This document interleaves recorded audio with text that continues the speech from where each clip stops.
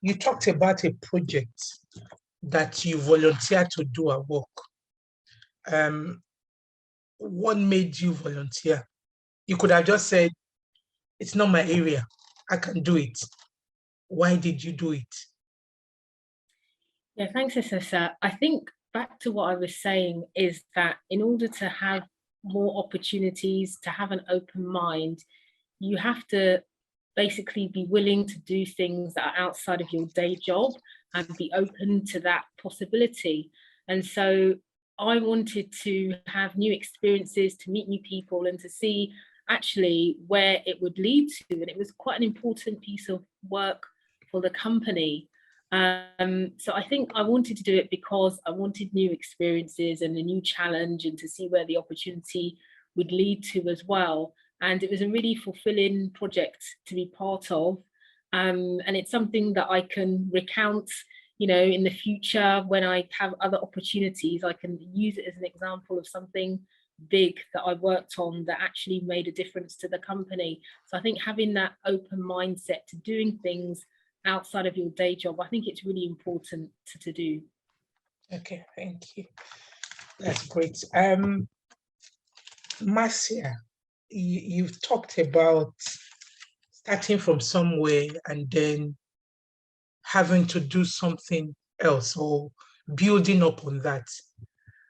What are the lessons you would like to share on that? When I started, there's a lesson in the story. When I started my PR company, part of the reason was because I felt I was pushed. I was working for this company, and they were going to put somebody over me to supervise me who did not have the same level of experience that I had. And I just thought, no, that's not going to happen. So I made a conscious decision to leave because I did not want to be led by someone who didn't know as much as myself.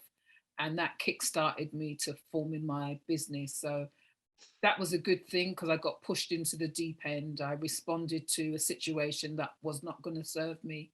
And out of that came my business. So I feel that I made the right decision. And as Elizabeth said, somewhere along the line, sometimes the situation that you are in speaks to you. So the situation that I was in spoke to me that you need to move, Marcia. Hi, thank you. Yeah. Elizabeth, you talked about when you were a board member and during the financial crash, having to now, you before you did not realize how lonely your position was. After you did, can you, like, what made you realize that, and how did you deal with that challenge? Yeah, said that at the time I didn't realize before the financial crash, I didn't really realize how lonely my situation was, because I was very busy. I had work coming out of my ears. I met my tag. I had no difficulty in meeting my targets because the work was coming through. So I didn't really need to reach out to my partners to work with them to get the work and to ensure that our numbers were right. So somehow or the other, my business, my practice was running itself.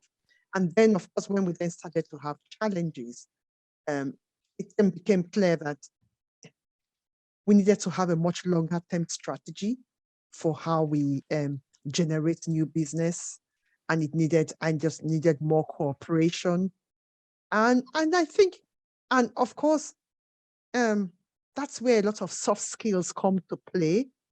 And business is one, could be maybe times when it's the time you spend in the evenings with others and attending the same clubs and just chit-chatting and doing other soft things, and then ideas come to play, and that's how you form a team, like an inner circle that you work with to overcome the business challenge. And that's where I found it a bit lonely, because I think it was suddenly then I realized that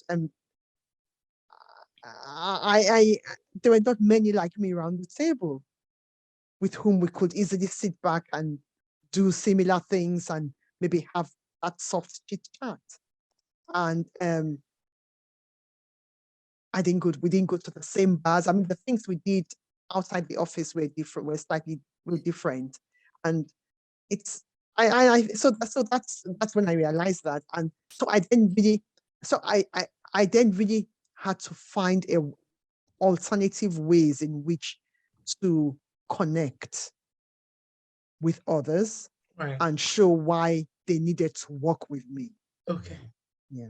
Oh, that's good. Kede, you were going to ask a question.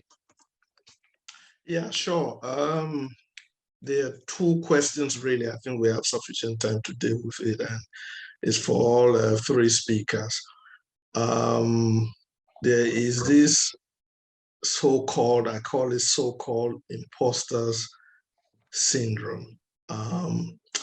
It will shock some of you to note that what you think is imposters syndrome is not necessarily what it is. It's more of my experience, a racist attitude. And I found this out, yes, it may be a strong word. I found this out as an undergrad in America. And there was a phrase that a sociologist used in describing a Supreme Court justice. He did say that it was what they call status inconsistency. And in explaining that, what he was effectively saying is that, not his words, but the role is that here is a Supreme Court Justice, Thurgood Marshall, who happens to be Black.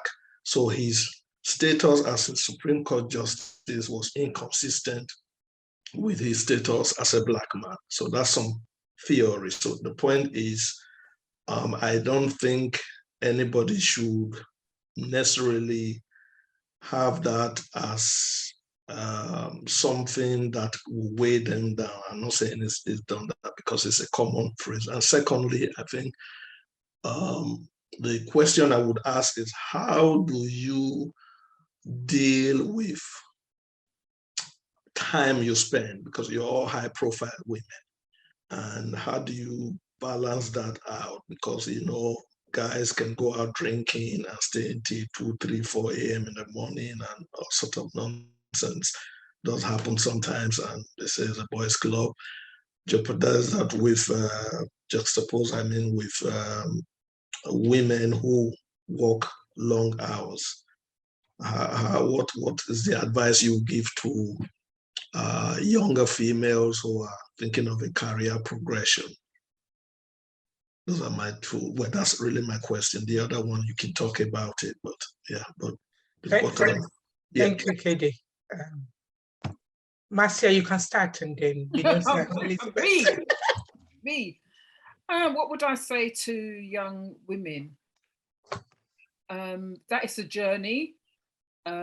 Success is not going to come straight away. I think that we live in a generation where social media is selling these young people pipe dreams, and they make it, and people are being made to feel if you don't hit reach your goals at 30, you're a failure. It's a journey. For me, it's been a journey. Some people, they get their success quicker. For me, it's been in the latter part of my life. So I think it's important for people to know all of our journeys are unique and individual. So if you've not achieved certain things by the time you're 30 or 40 or whatever, don't get disheartened, because your time to shine and your time for success will come. It's just that for some people it takes longer. And one thing that's very important for me, what I found very important to do, I love hearing about people's stories. And sometimes when you look into the histories of even some of our most well-known brands like Kentucky Fried Chicken, for instance, or Victoria Wang is another person that comes to mind. you learn that they started their businesses and their success at a mature age. And I just think people should be encouraged by that. Not everything comes to you when you're younger. It's just a fact. And just enjoy the journey, because you will still have great experiences, even though you may not achieve your career goals at the time you would like to. That's great. Binosa? I think that's really good advice from Marcia. The other thing that I would say, I guess, to younger people is not to underestimate, and it goes back to what we were saying about networking, about building relationships with people. And I think, again, you know, Marcia was talking about, you know, social media and the digital age that we live in. It has its benefits, but also there are some negatives to it as well. And I think people are perhaps, I know we're here today on this event and it's online, but I think younger people, maybe not all of them, but maybe see the internet as the way to connect with people and just to talk to people on the internet. But I actually quite like the old-fashioned way, and you cannot substitute, I think, meeting people in, you know, face-to-face and getting to know people and building a relationship.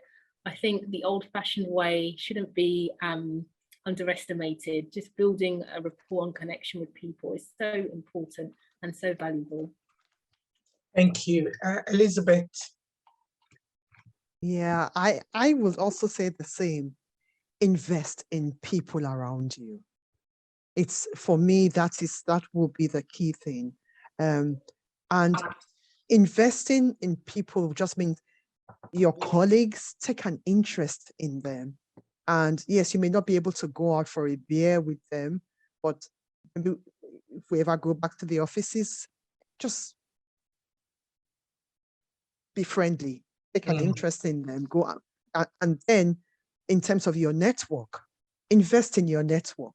It's all about people, investing in people, taking an interest, finding opportunities, get to know what others want, and see if you can connect and have your feelers out there, so that when you connect, when you see something that someone in your network wants, share it with them, because then you are planting seeds all around you for people who will then be looking for ways to support you. And when you have that rich network, use it. Don't, to the extent that you feel you need support, reach out to others, because people are often very eager to help you. So don't suffer alone. Invest in your network and use it. Use it to give and use it to receive.